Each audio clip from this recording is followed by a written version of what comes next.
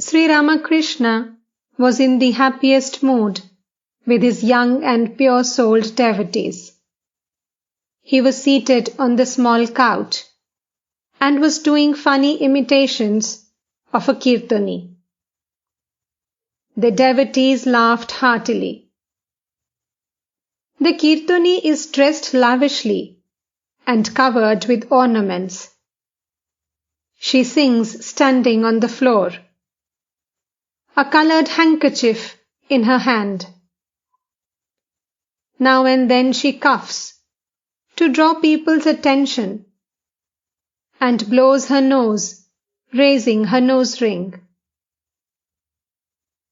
When a respectable gentleman enters the room, she welcomes him with appropriate words, still continuing her song. Now and then she pulls her sari from her arms to show off her jewels. The devotees were convulsed with laughter at this mimicry by Sri Ramakrishna. Poltu rolled on the ground. Pointing to him, the master said to him, "Look at that child. He is rolling with laughter."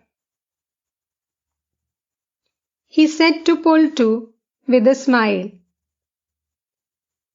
"Don't report this to your father, or he will lose the little respect he has for me. You see, he is an Englishman." Master to the devotees: There are people who indulge in all kinds of gossip at the time of their daily devotions. As you know, one is not permitted to talk then.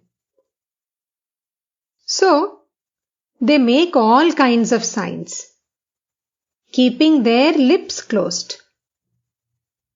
In order to say bring this, bring that, they make sounds like All such things they do. Laughter. Again, there are some who bargain for fish while telling their beads.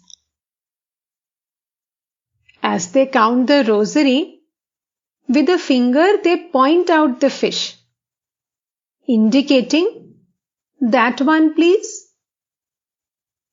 They reserve all their business for that time.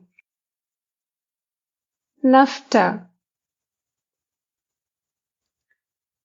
There are women who come to the Ganges for their bath, and instead of thinking of God, gossip about no end of things. What jewels did you offer at the time of your son's marriage? Has so-and-so returned from her father-in-law's house? So-and-so is seriously ill. So-and-so went to see the bride.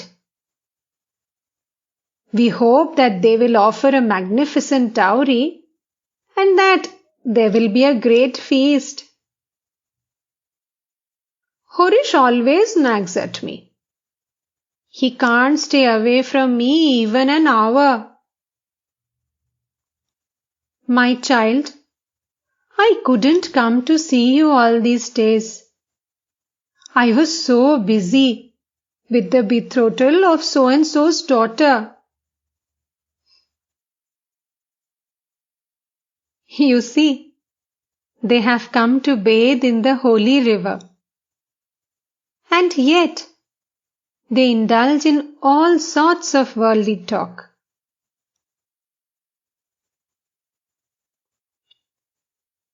The master began to look intently at the younger Naren and went into samadhi. Did he see God himself in the pure-souled devotee? The devotees silently watched the figure of Sri Ramakrishna motionless in samadhi. A few minutes before, there had been so much laughter in the room. Now, there was a deep silence, as if no one were there. The master sat with folded hands, as in his photograph.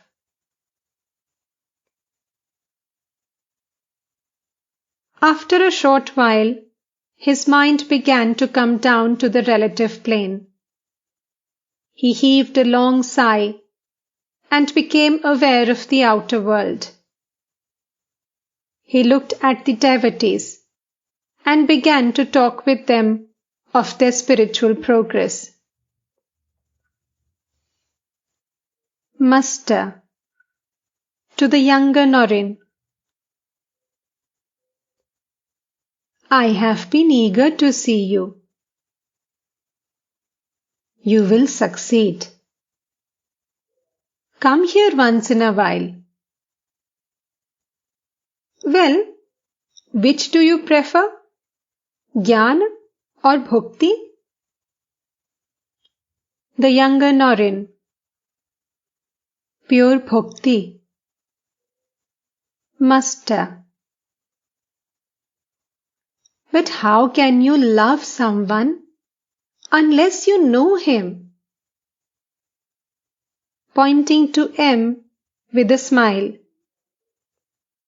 How can you love him unless you know him?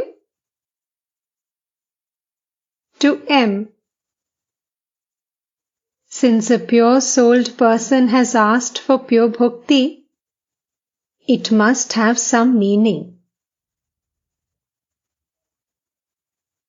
One does not seek bhakti of one's own accord, without inborn tendencies. This is the characteristic of prema bhakti. There is another kind of bhakti, called jnana bhakti, which is love of God based on reasoning. To the younger Norin, let me look at your body. Take off your shirt. Fairly broad chest. You will succeed. Come here now and then.